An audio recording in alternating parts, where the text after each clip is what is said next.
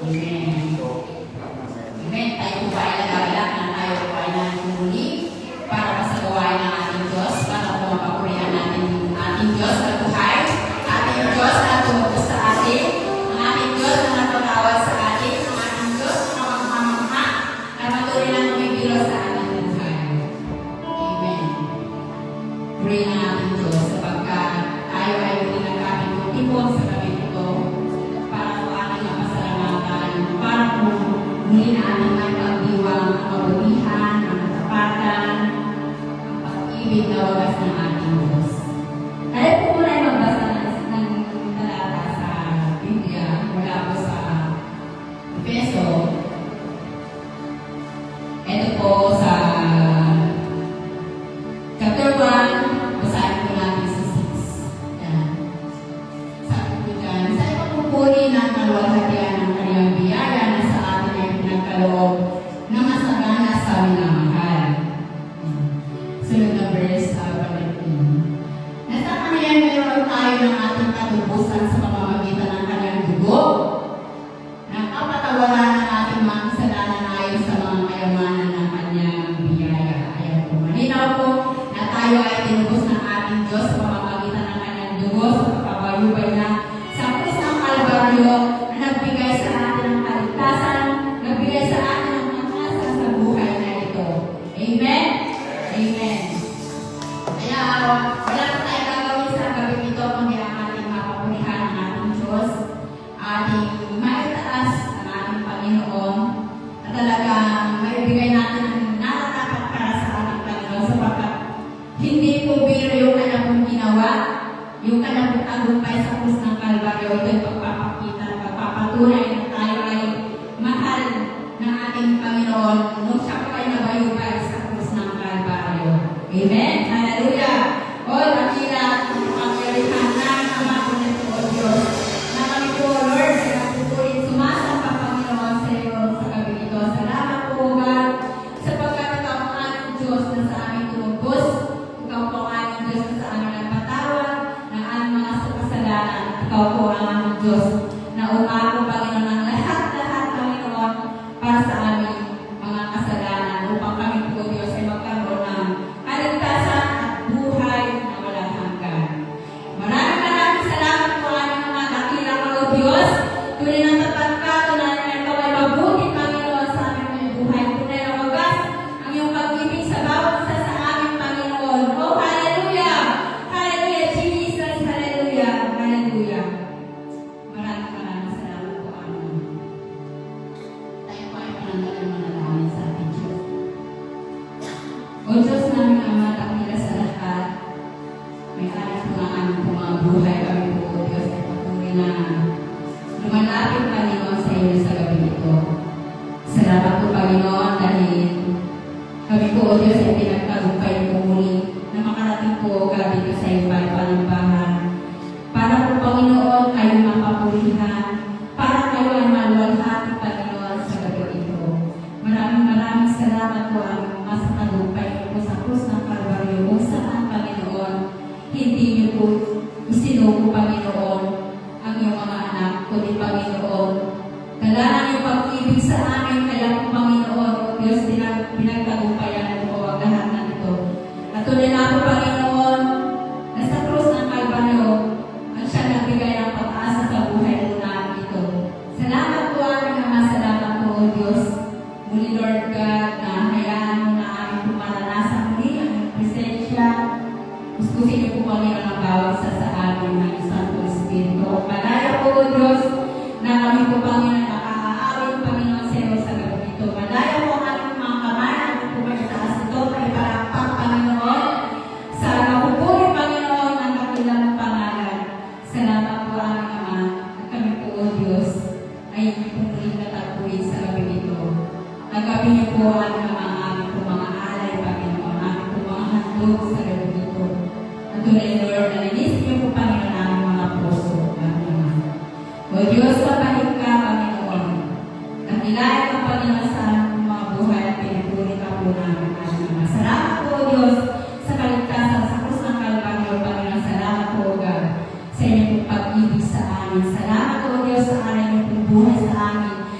salamat po, ikaw po ang Diyos na nabuhay, na maguli, Panginoon, para sa amin, Panginoon. Tunay na ang kapong pinupuri ang mga sa gabi. Lahat na o Diyos, at mainang po namin pinabalik ang lahat ng papuri. Pasasalamat at samba, Panginoon, sa naging sa pagkapangyarihan ng pangalan sa pangalan ni Jesus. Ang lahat po ang sabi, Amen. Amen. At tayo po ay aawit sabay-sabay na may kagalakan sa ating Diyos. Amen.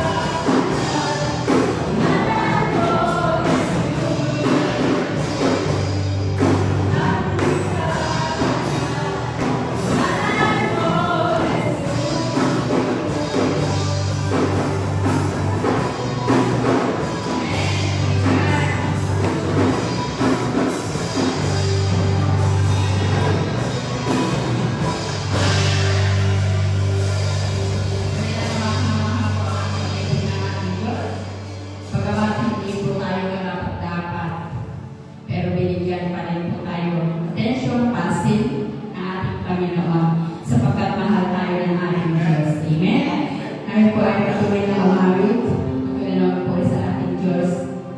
Talagang awit din ito. Talagang nakakatunan natin. Minsan ay ang tagumpay ng ating Diyos sa kusang Kalbaryo. Hallelujah. Praise God. Kami na siya'y mabuti. Salamat sa pag-ibig mo, Panginoon. Salamat, ikaw ay banal. Ikaw ay dakila, Panginoon. Salamat kayo walang katulad, Panginoon. Salamat po, Diyos. Tunay na pag-ibig mo sa amin na nanatili, Panginoon.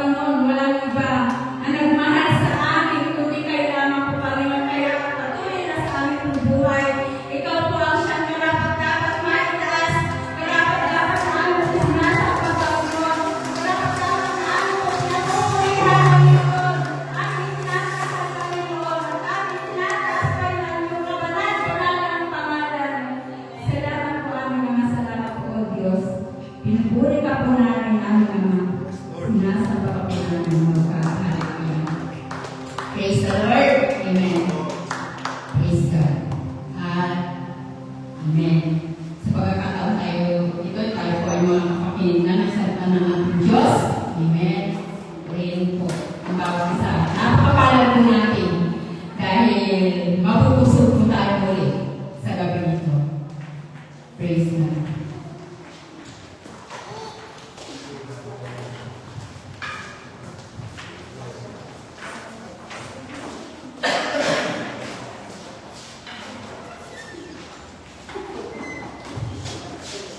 Amen. Sige po, namin po tayo ng ating mauupuan para po maayos po ang ating kalagayan sa pagkikinig ng salita ng ating Panginoon. Magandang gabi po sa ating lahat. Amen. Sumasagot. Tayo po dalangin. Panginoon namin pangila buhay, banal, at makapangyarihan sa lahat. Kami po yan papasalamat sa gabi nito sapagkat muli po natin nasunod ng Panginoon ang iyong kalooban sa amin na kami itulog mo na ligtas sa iyong tahanan. Salamat Panginoon sa mga awitin na nagpaalala sa amin kung gaano panghamang ang ginawa mo sa krus para kami maligtas. Kami Panginoon ay makuha mo mula sa kapahamangan at magkaroon kami ng buhay na walang hanggan. Tunay na Panginoon, nasa iyo po namin inaalay po ang aming lakas. Wala po kami ibang gagawin kundi tanggapin Panginoon ang iyong mga salita na may bukas na pag-iisip at dinig at puso upang sa gayong Panginoon lumago at magbunga ang mga salita ito sa aming buhay. Ito po ang aming hangad Panginoon, kaya hindi po kami ng paglilinis at kapatawaran sa aming mga nagawang pagkakasala. Kayo po Panginoon ang kumatag po sa aming pangangailangan na patuloy kaming nauukaw at gutom sa inyong presensya sa mga oras na ito. Turuan niyo po kami, pagpalaan niyo po kami, pagpagalan niyo po kami. Sa lahat na ito, Panginoon, wala po kami ibang itinataas, kundi kayo lamang. Kayo po ang siyang magturo, manguna sa amin. Kayo po ang magbukas ng iyong mga salita na may tapang, kapangyarihan at paglalamis. Ang lahat na ito, inalangin po namin sa pangalan ng aming Panginoon Jesus. Amen. Kayo po, amen.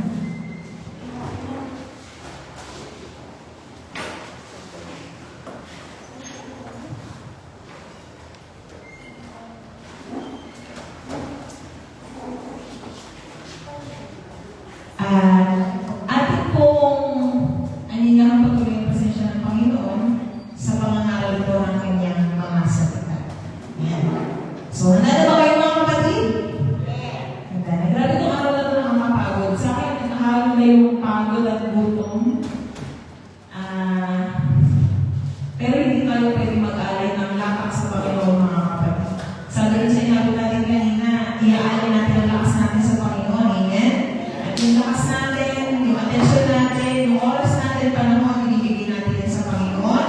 Kaya, bigyan po natin saan ang ating nakakalimutan salita, tayo po ay matuto sa salita ng ating Panginoon. Hallelujah. So, nakita rin natin sa iyong harapan, ang pag-aaral po natin ngayon ay masyadong makulit. Kabalik ka ng kulay ng damit ko, na walang makulay-kulay. Ang title po ng ating pag-aaralan ay The Vibrant Christian Life. Ulitin mo nga po. So, sakto kasi, mag-a-anniversary ang Christian Life Ministries of the Philippines sa Sunday. So, ang goal ng ating organization ay magkaroon ng 500 spiritually vibrant souls. Backwards naman tayo. Last Sunday, we celebrated the resurrection of our Lord Jesus Christ. At dito natin nakita na ang resurrection o muling pagkabuhay ng ating Panginoong Kristo ay hindi na siya historical event. Historical event na napapanood natin sa movies, na babasa natin sa narratives, napapakinggan natin sa mga aral. When we say historical events, nangyari yun, tapos na. Pero hindi ang ating, hindi ang resurrection ng ating Panginoon, because the resurrection of the Lord is not just a historical event. It's a present reality. Ang ating Panginoon, nung siya'y namatay, dinibig ang muling na buhay, lagi natin narinig na hindi siya natiling buhay lang sa araw ngayon. Buhay siya noon, buhay siya ngayon, at buhay siya magpakailanman. At it transcends unto this day, mga kapatid. May historical event ngayon na nag-turn ang mundo ito upside down, na bumalik ng maraming batas ng kalikasan, na nagpagkasakali kasi sayang, hanggang ngayon, tinatamasa natin ang effect ng historical event ngayon. Kaya masasabi natin na that the resurrection of the Lord Jesus Christ is not just a historical event, it's a present reality. Nararanasan natin ang pagkabuhay at muling pagkabuhay ng ating Panginoon. Kasi buhay tayo ngayon at may pangako siyang buhay na walang hanggan para sa ating lahat. Amen. Sabi ng Bible, the same power that raised Jesus Christ from the dead is the same power that works in us. Yung kapangyarihan ng Diyos na bumuhay kay Jesus mula sa mga patay ay siyang kapangyarihan din na meron tayo kaya tayo ay nabubuhay.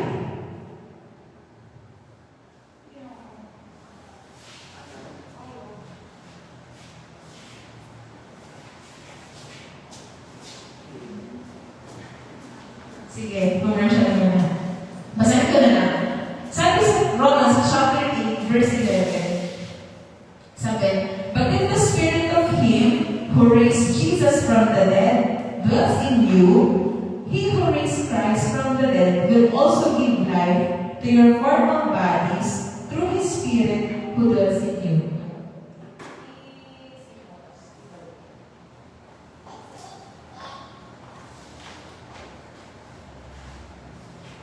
Okay, sabi sa binasa natin, kung ang spirito ng Diyos, ang spirito na bumuhay kay Kristo mula sa mga patay, ay nananahan din sa ating mga kapatid. He who raised Christ from the dead will also give life to your mortal bodies. Sabi niya, maraming salamat. So the spirit of Him who raised Jesus from the dead dwells in you. Yung kapangyarihan o yung spirito ng Diyos na bumuhay kay Kristo mula sa mga patay ay siya ang same spirit and power na nananahan po sa atin. Amen?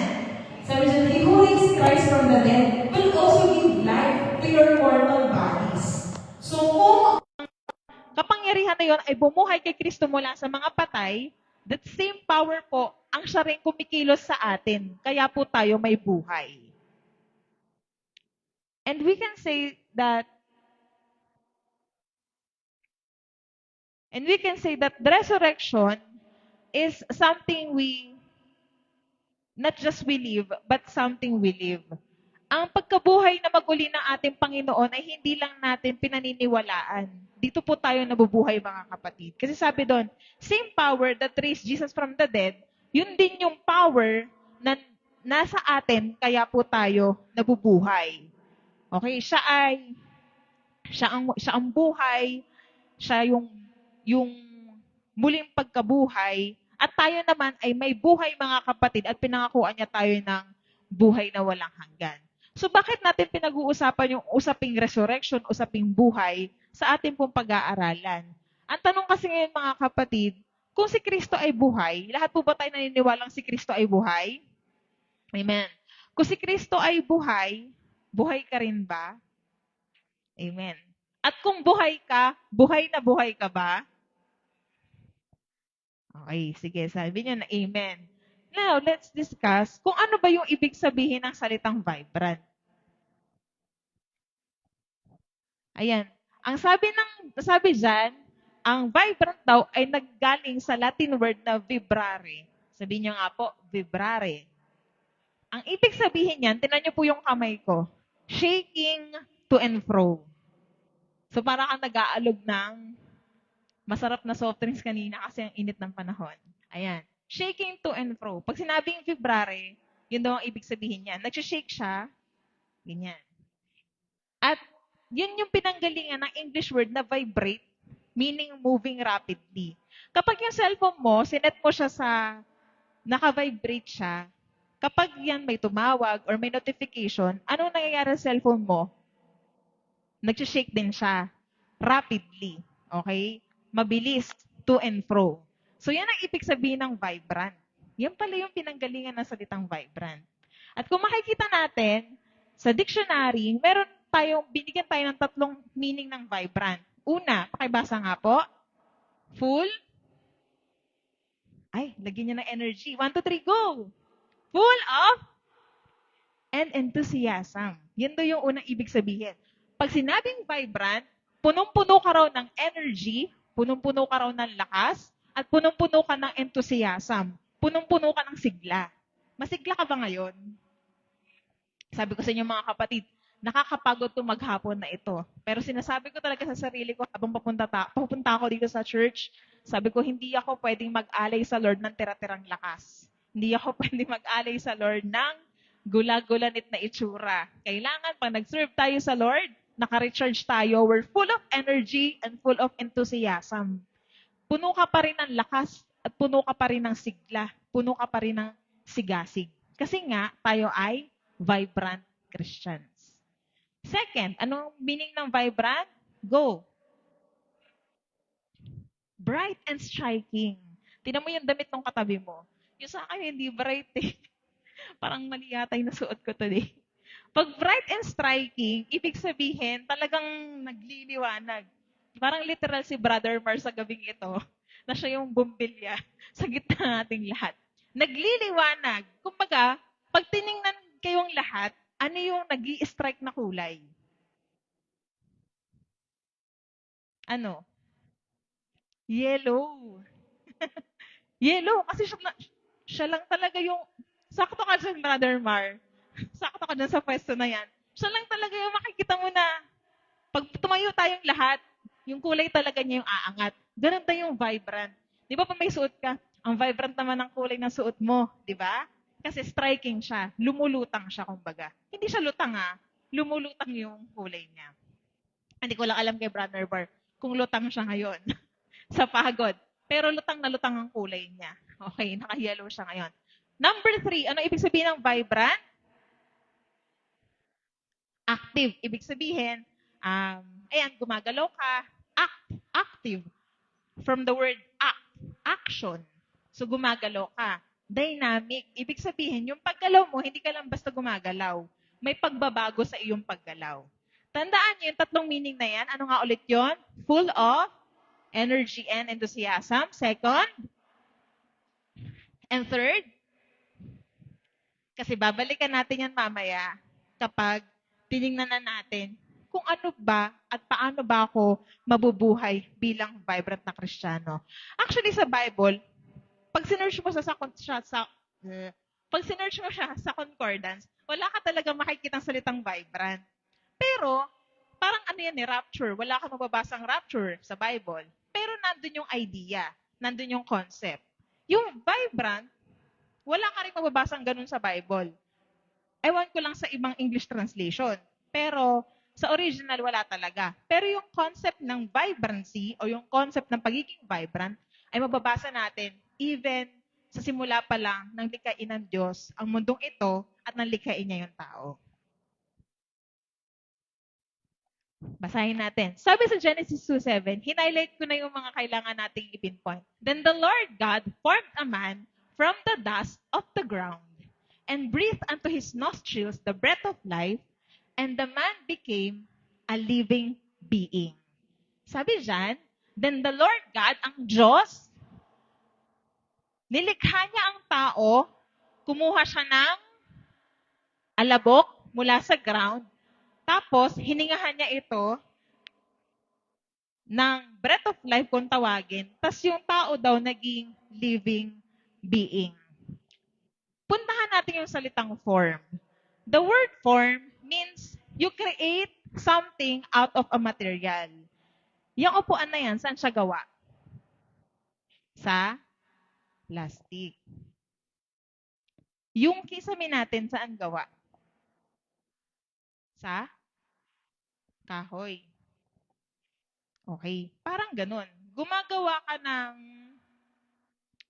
Okay. Ang French fries, saan siya gawa? Ginugutom ko lang kayo. ng cravings ko. Okay. Ganon. So, lumalabas, Ang Diyos daw, nagkumuha siya ng alabok, finorm niya. Okay, finorm niya. Ibig sabihin ng form, from one material, gumagawa ka ng panibagong produkto. Which makes man the pinnacle, sabi nga, sa lahat na nilikha niya. Kasi 'di ba, from day one, sinabi ng Lord, let there be light and there was light. Lumipas ang unang araw, dumating ang ikalawang araw, lahat ng ginawa niya mula sa mga halaman, mga hayop sa ilalim ng dagat, sa ibabaw ng lupa, sa himpapawid, lahat yun sinabi lang ng Panginoon at nagkaroon ng lahat ng yon. Liban sa tao, kasi kumuha siya ng material, which is yung alabok, finurm niya yung tao. Which makes man the pinnacle of his creation. Plus, may lamok. Bago siya nagpahinga, ano ang pinakahuling ginawa ng Diyos sa kanyang mga nilalang? Tao rin. Ibig sabihin, save the best for last. Nagawa niya na lahat eh. Nagawa niya na yung sukdulan ng pinakamagandang nilalang niya bago siya nagpahinga. Which makes man the pinnacle of his creation. Hindi kagaya ng ibang creation, sinabi lang niya, and God said, ito, finurm tayo ng Lord. Kaya yung itsurang meron ka ngayon, finurm yan ng Lord para sa iyo. Very unique, very maganda, very gwapo, at lubos niyang kinulogdan niya mukha na yan. Amen? Oo. So, hindi lang tayo created. Personally talaga tayong finorm ng ating Panginoon. So, yun yung una.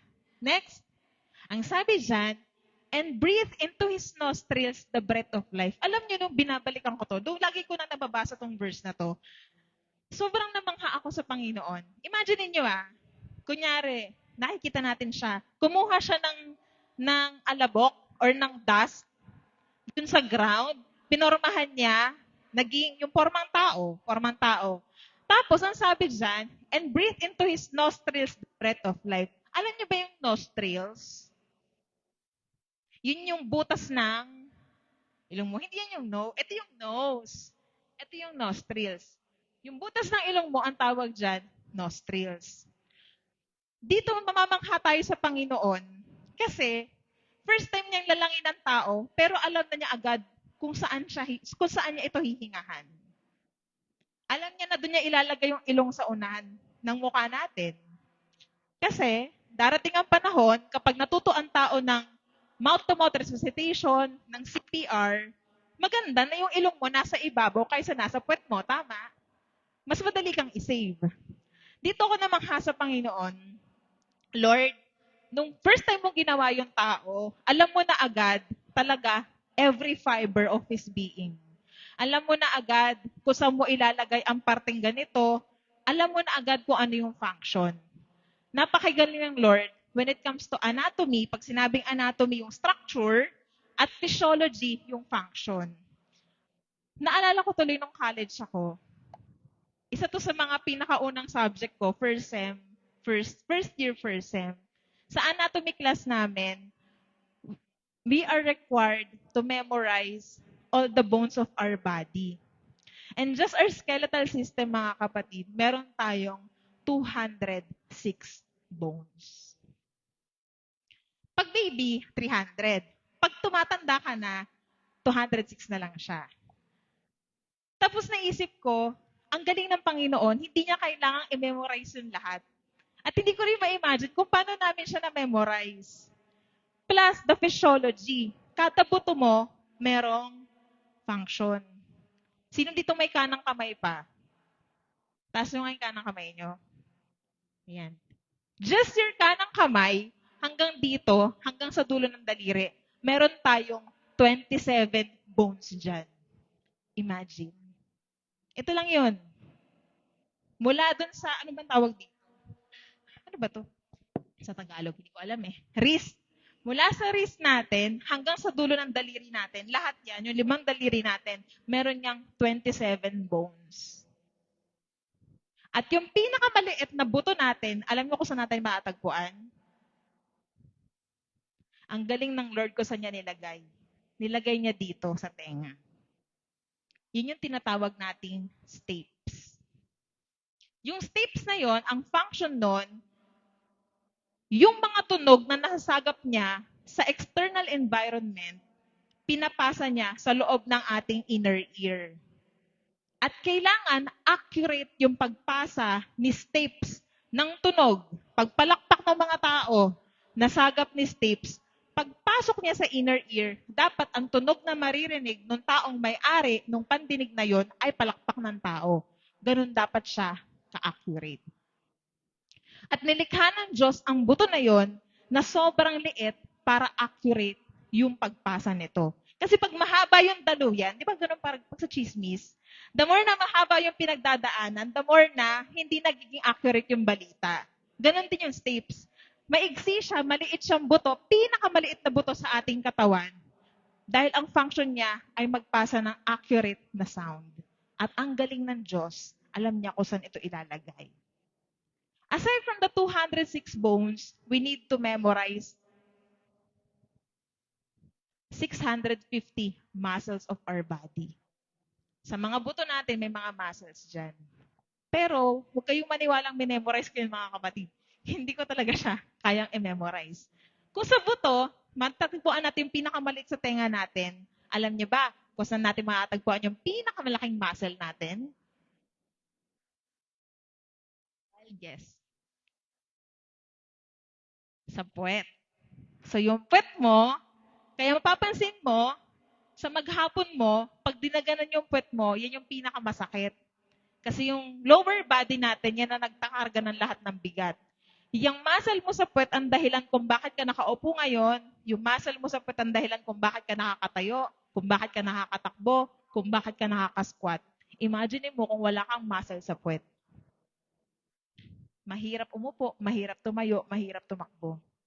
At nilagay yung ng Lord sa parte na magbibit-bit ng bigat ng ating katawan. So could you imagine, the right size, inilagay ng Lord sa ating katawan na alam niya ang lahat. Kaya nga minsan nakakapagtaka sa mga Kristiyano na simpleng lagnat lang, konting sakit na ganito, konting sakit na ganyan. Para bang wala tayong pananampalataya na hindi alam ng Diyos ang kanyang ginagawa at hindi niya alam ang mekanismo ng ating pangangatawan. Our God is our healer because He's so familiar of our body. Alam ng Diyos ang mekanismo ng ating katawan. Alam ng Lord ang gagawin niya sa ating katawan kasi siya ang may likha niyan. At sabi dyan, He breathed into His nostrils the breath of life. Hiningahan niya sa ilong yung ginawa niyang, sa butas ng ilong, yung ginawa niyang tao, at ang sabi dyan, ang hininga niya dito ay breath of life. Buhay. Kaya yung pag-inhale, pag-exhale natin, ang tawag dyan, buhay. Kapag humihinga ka pa, ang tawag dyan, buhay. The Lord put these pieces, may right size siya sa right purpose. Doon ba natapos yung verse? Talon tayo sa sunod. And the man became the living being. Pagkatapos niyang pormahan sa alabok, hiningahan niya sa nostrils ng breath of life, hindi doon natapos yung verse. Ang sabi dyan, the man became a living being. Pagkatapos niyang bigyan ng buhay, yung taong ginawa niya naging buhay.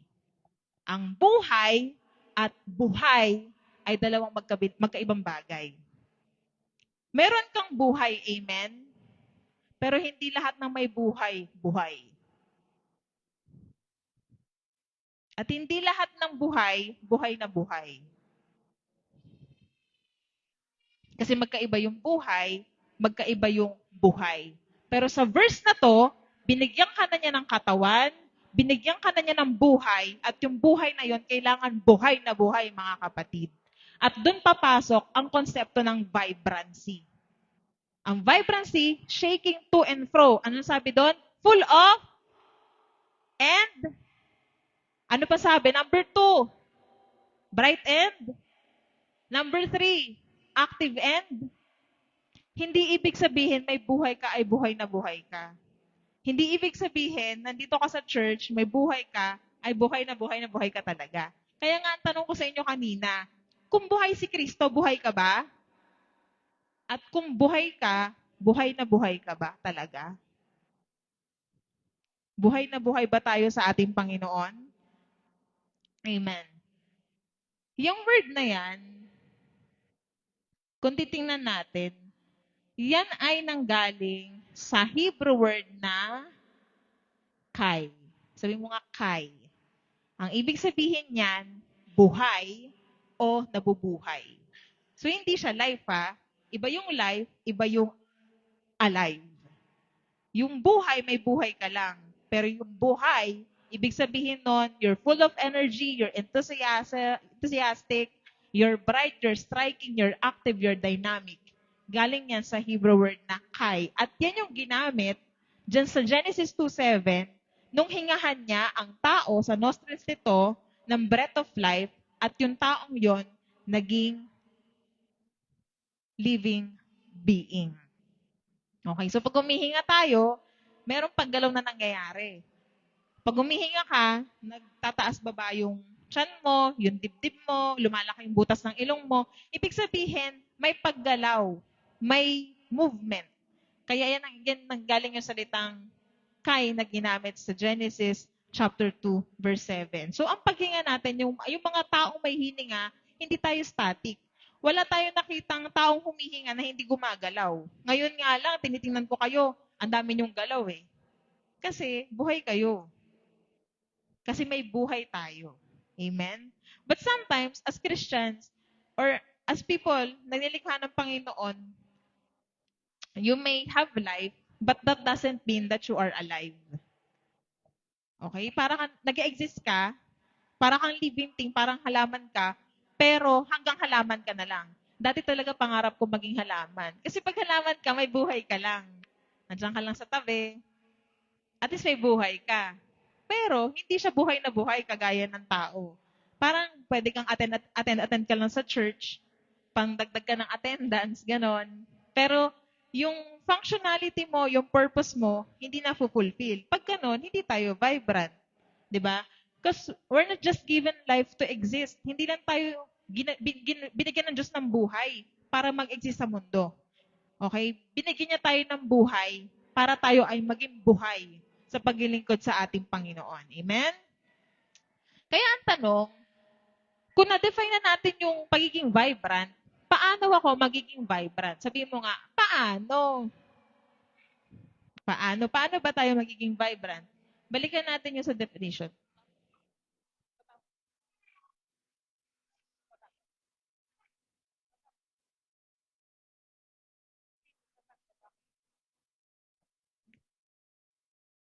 Buhay.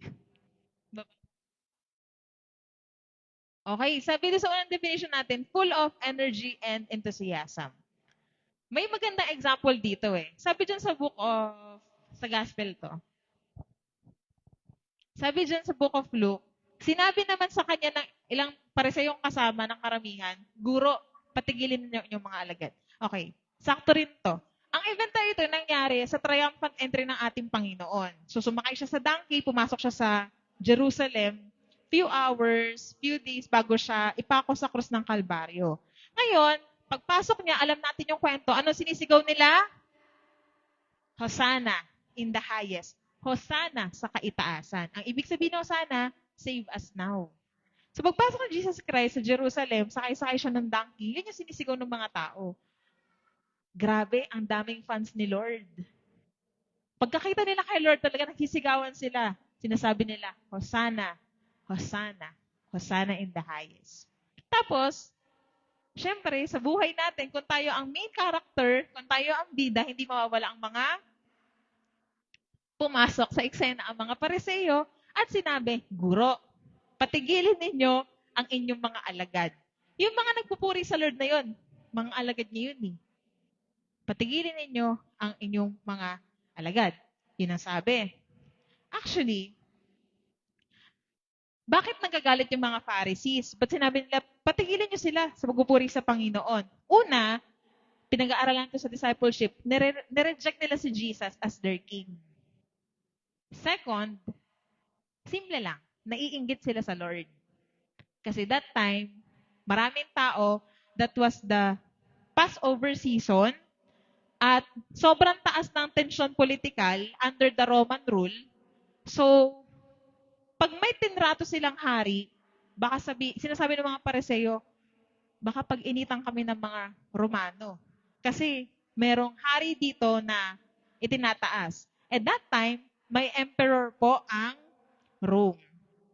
Pangatlo, ayaw nila na ang worship ay ibigay sa ating Panginoon. Pero hindi kasi nila mapipigil yun eh. Kasi yung worship kay Jesus Christ ay valid dahil siya ay tunay na Diyos. Di ba? Pinag-aralan sa discipleship. So it implies divinity or deity ng ating Panginoon, yung kanyang pagka-Diyos. At yung pagsamba na yun, tinatanggap yun ng Panginoon kasi siya nga ay Diyos. Pero ganito yung response ng mga Pharisee. Sabi nila, Guro, patigilin mo yung mga alagad. Hindi nyo ba napansin? Pag magpupuri kayo sa Lord, kahit pinaghandaan ninyo, pag mag-aalay kayo ng papuri sa Lord, kahit pinaghandaan ninyo, doon kayo nakakaranas ng pangiinis ng kaaway. Madalas. Ayaw umabot ng kaaway yung papuri natin sa Panginoon ng malaya. Kaya doon siya gagawa ng paraan para madistract ka, para madiskaril ka, para mainis ka. Kasi ugali yan ni Lucifer eh. Si Lucifer gusto niya ng worship eh. The reason why he was casted, hinulog siya ng langit sa kung saang lupalop kasi nainggit siya sa Panginoon at ang gusto niya ay worship. Kaya gagawin niya rin ang lahat para hindi mo masamba ang Lord ng maayos, para hindi mo ma-worship ang Lord ng maayos. Ito minsan yung problema sa maraming Kristiyano. Pag binabanatan tayo ng kaaway, sino ang dapat nating gagantihan? Yung bumanat sa atin. Pwedeng gumante? Pwede. Basta sa kaaway mo siya gagawin. Basta sa demonyo mo siya gagawin. At mapapabagsak mo lang siya pag napuri mo ang Lord. Kasi yun yung kaisa-isang bagay na gusto niyang harangin sa'yo. Ayaw niya mapuri ang Diyos kasi gusto niya yung papuri sa Kanya lang. Pero bakit? Kapag tayo binabanatan ng kaaway, ang nireresbakan natin ang Lord. Napagod ka sa trabaho, pero nag-resign ka sa ministry. Napagod ka sa pag-aaral mo, pero hindi ka pumunta ng church. Pag binabanatan ka ng kaaway, ang nireresbakan natin palagi si Lord. Well, in fact, dapat yung worship natin makatawid sa ating Panginoon. Ang sabi sa verse 40, sumagot siya, sinasabi ko na sa inyo, kapag tumahimik sila, ang mga bato ang sisigaw. Ang bato ba, buhay o hindi? Oh, pero may batong buhay Pero ibang usapan yon. May batong buhay kasi. Ang mga bato, hindi sila hiningahan ng Panginoon sa butas ng ilong, wala silang buhay. So, hindi sila buhay na nilalang.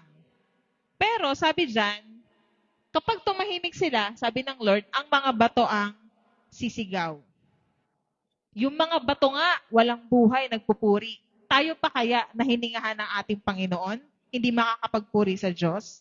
The Bible is telling us, in John chapter 4, verse 23, na ang desire ng Ama ay makahanap ng mga totoong sasamba sa Kanya sa Espiritu at sa katotohanan. And he that worship our God must worship Him, sabi sa verse 24, in spirit and in truth. Paano mo siya maasamba sa Espiritu? Ang Espiritu natin ay hiningang galing sa Diyos. Pag sumasamba tayo sa Espiritu, dapat connected tayo sa Lord at related tayo sa Kanya. Nakaka-relate tayo sa Kanya. Makaka-relate tayo sa Kanya dahil siya yung Ama at tayo ay anak niya. At dapat connected tayo sa Kanya. Walang nagpupuri sa Lord na hindi connected sa ating Diyos. At walang nagpupuri na totoo sa Kanya na walang relasyon sa ating Panginoon. If you're worshiping Him in spirit, connected ka sa Lord at related ka sa ating Panginoon. Next, worship Him in truth. Ibig sabihin, ang Bible, tinuruan tayo ng maraming katotohanan kung paano sambahin ng Lord. Kaya nga sa church na to, pinapractice natin sumigaw, umawit, magpuri, sumayaw, lumundag, magtaas ng kamay. Because that's our way of expressing our worship. At yung worship na yun, hindi tayo dapat pinipilit ng worship leader, hindi tayo dapat inuutusan. Kasi we are born to praise and we are born to worship the Lord. At mayroong tinuturo na truth ang Bible kung paano natin siya masasamba. Kaya nga lagi ko sinasabi, your theology, yung paniniwala mo will always lead you to how you worship, to your doxology. Nung pumasok ang Panginoon sa Jerusalem, sa triumphant entry niya, nung makita pa lang nila si Lord, sumigaw na sila ng pagpupuri. Tayo mga kapatid, nakita natin kung ano ang Diyos sa buhay natin at nakita natin ang kanyang mga ginawa sa buhay natin. Kaya kaya rin natin magpuri. Kasi napuri siya ng mga taong yon, nakita siya, nagpuri. Tayo, nakita natin ang Panginoon sa kanyang mga gawa, sa mga pinaranas niya sa atin.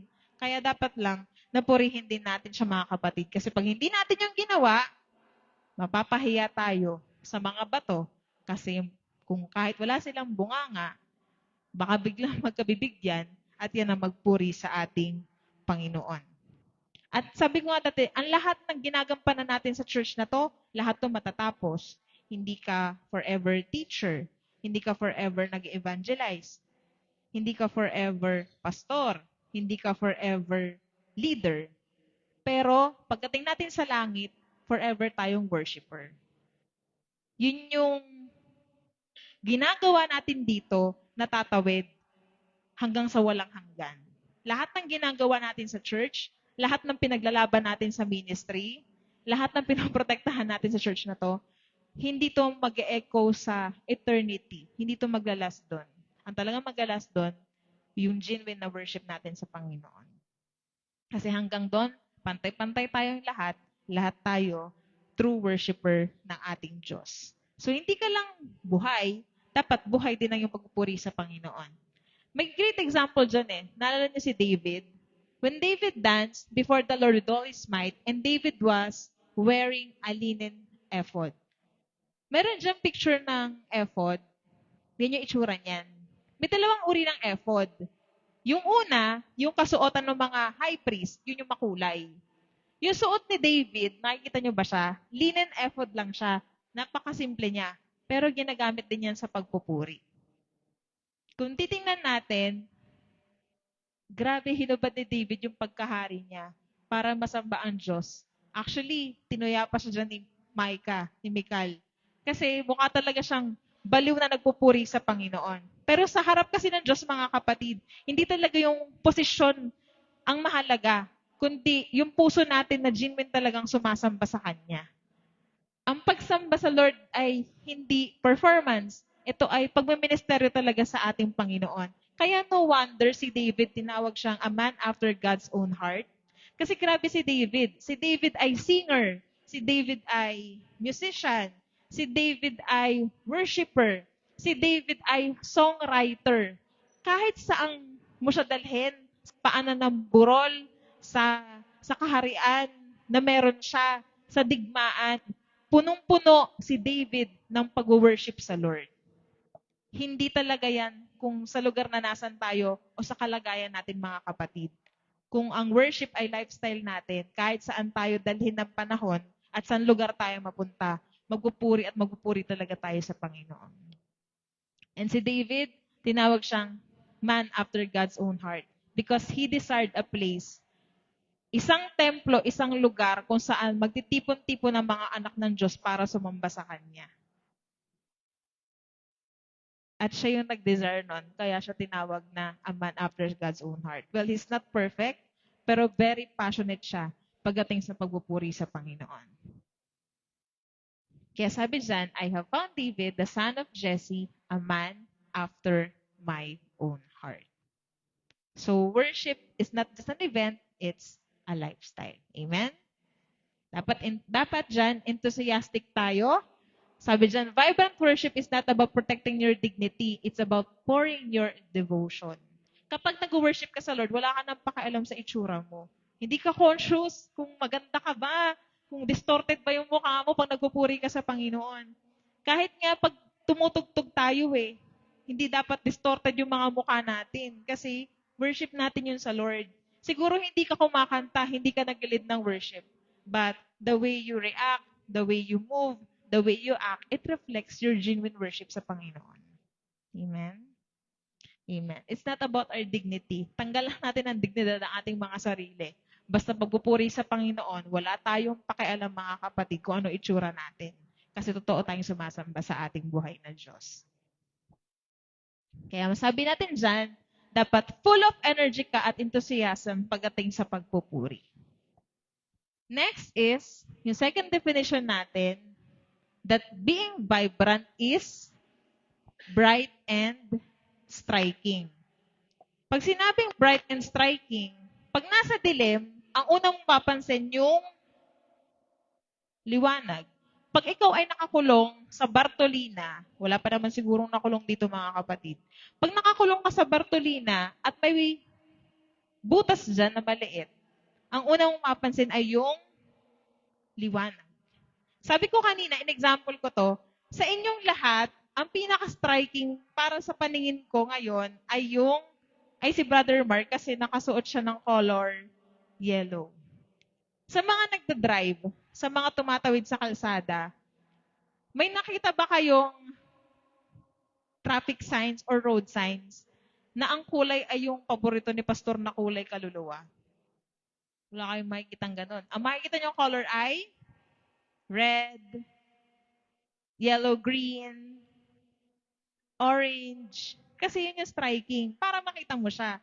Pero kung yun ay transparent, yun ay brown, mga earth colors, neutral colors, hindi natin siya makikita. Pag sinabi ring striking,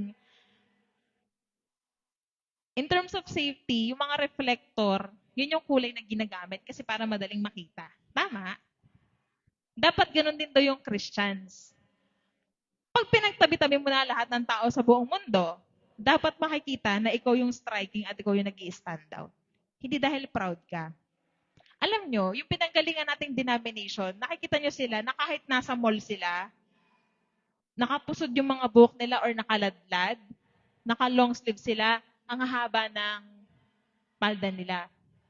May kaibigan akong ganon. Tapos, ang sabi ko sa kanya, hindi ba kayo, parang this is not to question, but parang hindi ba kayo naiilang na naiiba, pag pupunta kayo ng mall, naiiba yung pananamit ninyo sa ibang mga nagmamall. Ito ang sagot niya mga kapatid. Sabi kasi daw ng pastor nila, ang panahon ngayon, kapag ang mga tao pumunta sa mall, hindi mo na malalaman kung sino ang Kristiyano at sino ang hindi. Pero pag doon ang suot nila, merong identity talaga agad. May nag-stand out na, ay Christian sila. Ay ganito yung belief nila. Ito yung paniniwala nila. Kasi kahit lumilipas ang mundo, yung way of holiness para sa kanila, tinayuan nila yun at hindi talaga yun nagbago. Hindi sila naghuhunyang or hindi sila humahalo. To hindi ko sinasabi na tularan natin yung mga kapatid. Ang pinipinpoint natin dito, kapag tayo humalo sa crowd, makikita ba na mag-i-stand out tayo bilang Kristiyano? Mahahalata kaya kung paano ka tumawa, kung paano ka makipag-usap, kung paano ka kumilos, kung paano ka mag-testify, kung paano ka gumawa. Mahahalata kaya agad, ay, siguro Christian to. Ay, Christian to. O halo-halo na yung balat sa tinalupa. Hindi na talaga makikilala. Ito yung tinuturo sa atin na kapag vibrant ka, nag-stand out ka. Pag sinabi sa Bible yung vibrant, yung stand out talaga sa kulay, naalala ko yung si Joseph. Si Joseph, binigyan siya ng, hindi rin, coat with many colors. Wala dyan. Wala, no? Sige pa nga. Ayan, yung coat with many colors. Ang ibig sabihin, pag binigyan ka ng coat with many colors, ang symbol niyan ay favor, distinction, and identity.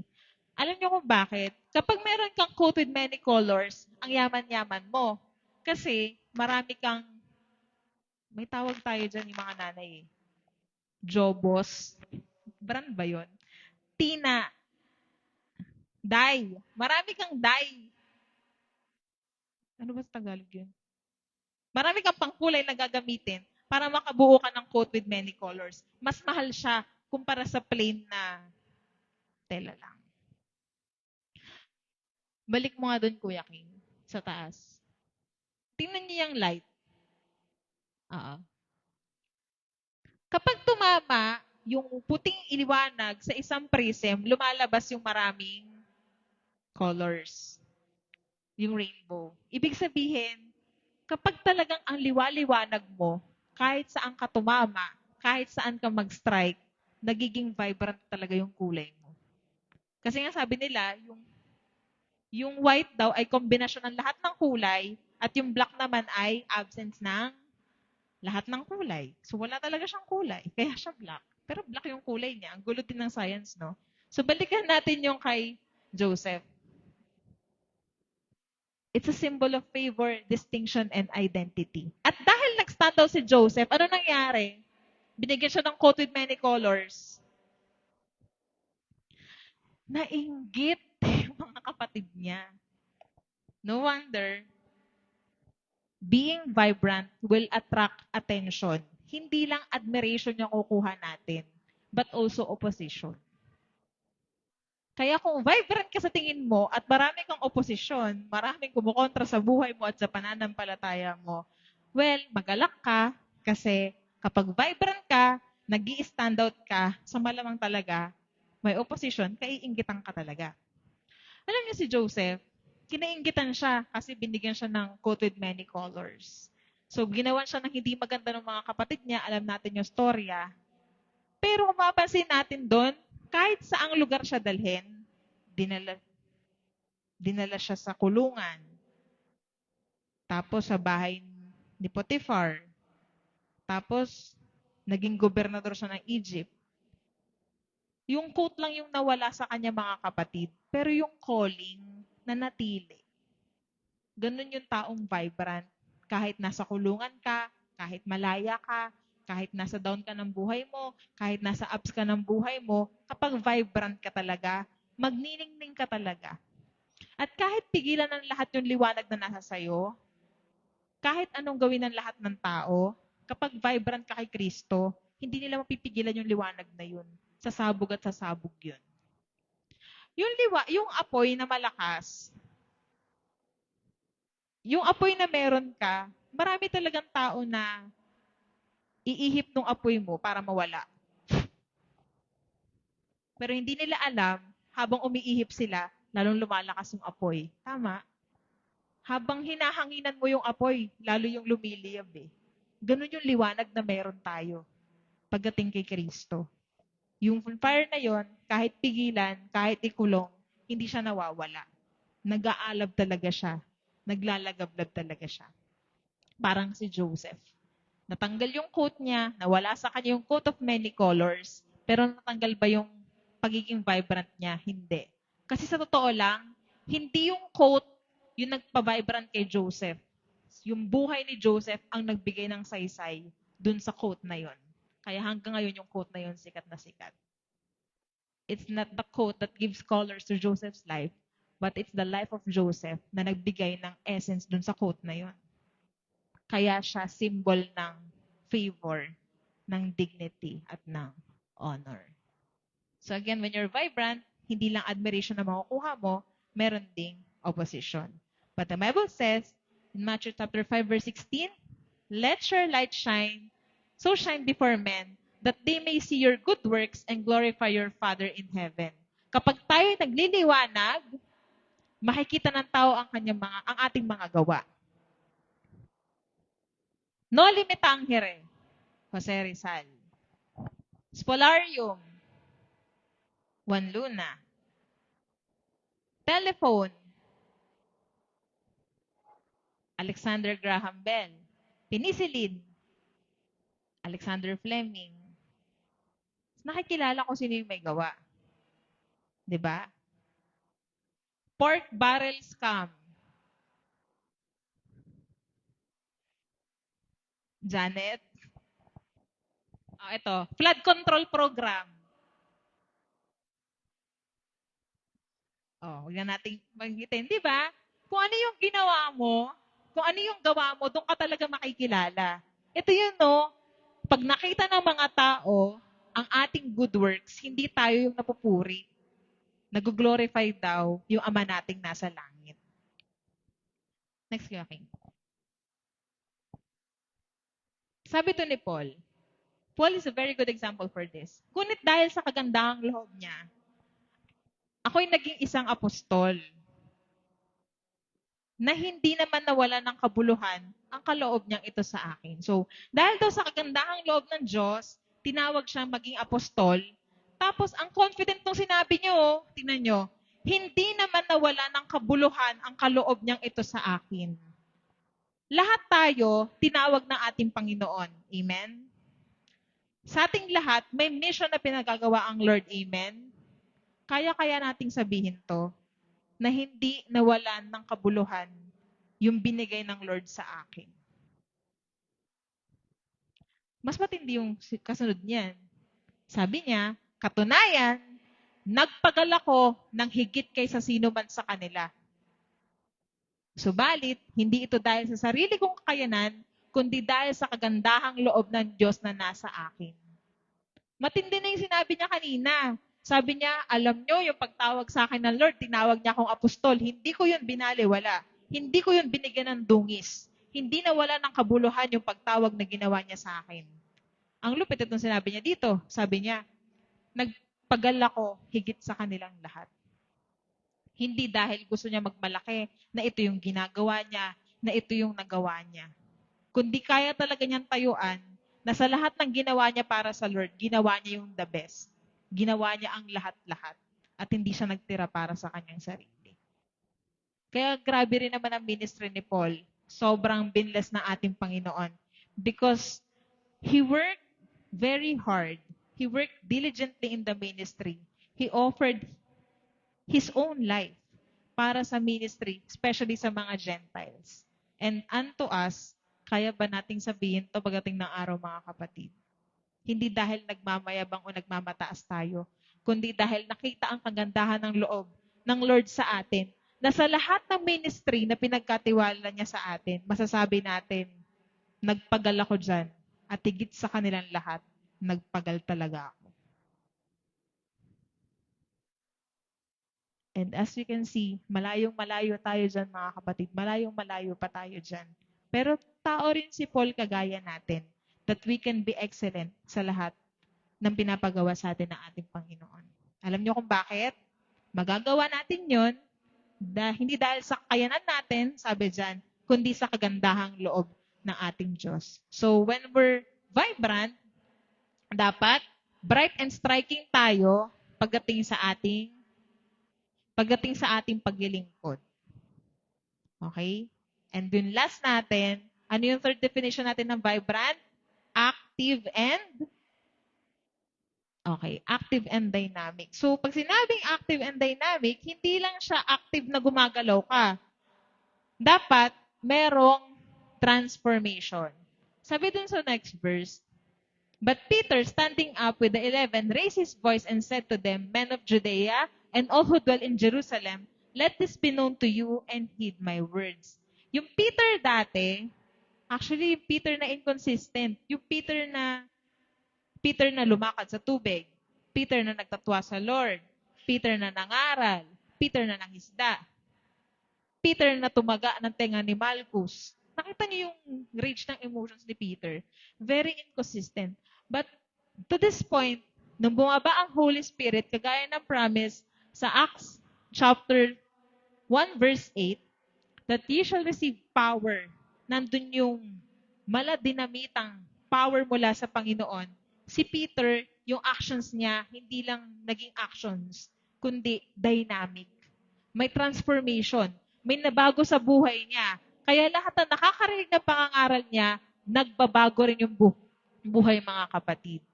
At yun, hindi dahil sa lakas ni Peter, kundi dahil sa power ng Holy Spirit.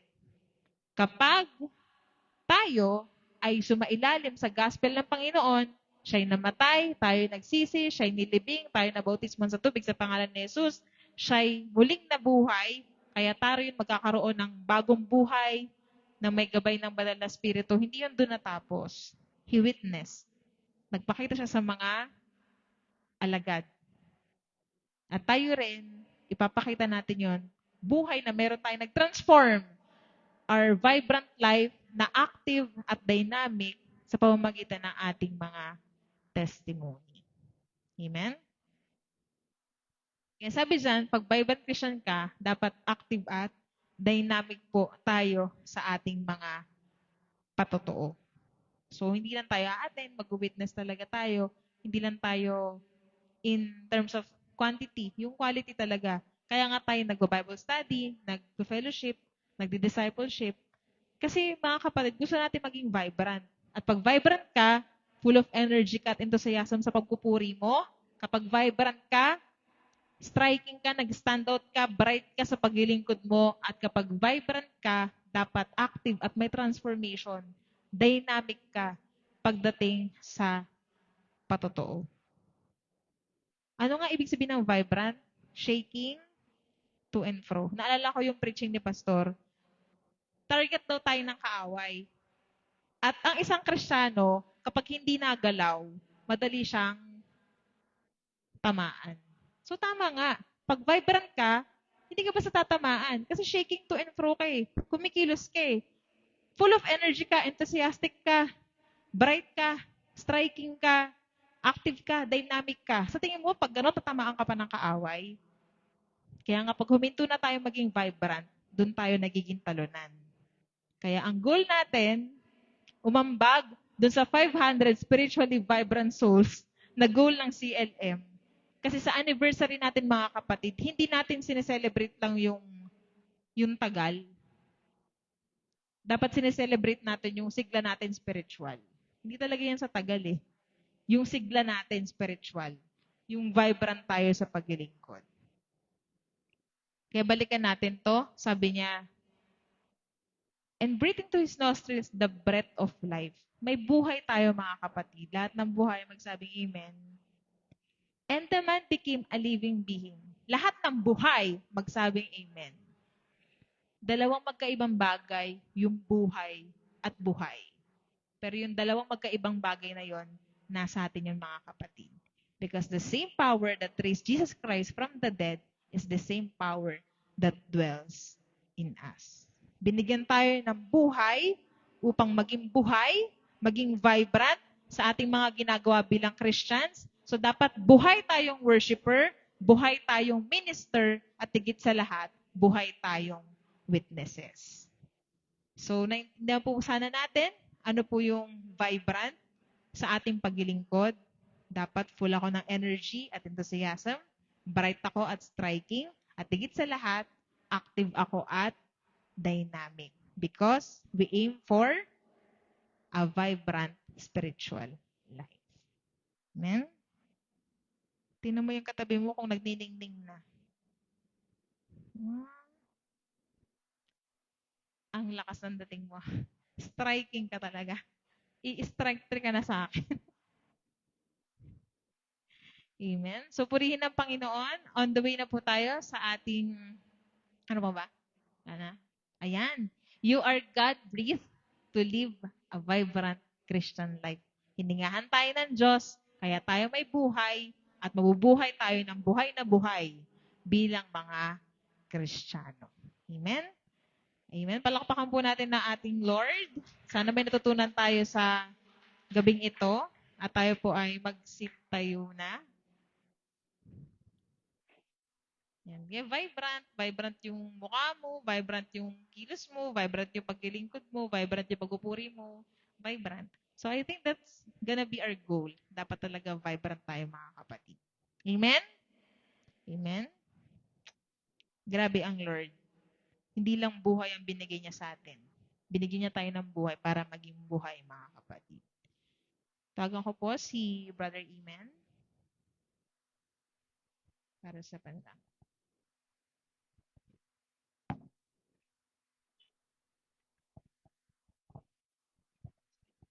So, pray po tayo mga kapatid. Lord, pinupuri ka po namin ngayong gabi ito, Panginoon. Maraming pong salamat sa revelation na ito, Panginoon. At maraming pong salamat sa pagtuturo na ito, Panginoon. At Lord, tulungan niyo po kami maging mas vibrant po, Lord. And sana ma-achieve namin yung 500 vibrant soul, Lord. And I pray, Lord, na ingatan niyo po kami, Lord. And humingi po kami ng tawad, Lord, sa mga nagagawa namin kasalanan, Lord. Ingatan niyo po kami hanggang ma-reach yung Sunday, Lord, and pinupuri ka po namin, Panginoon. In Jesus' name, Amen.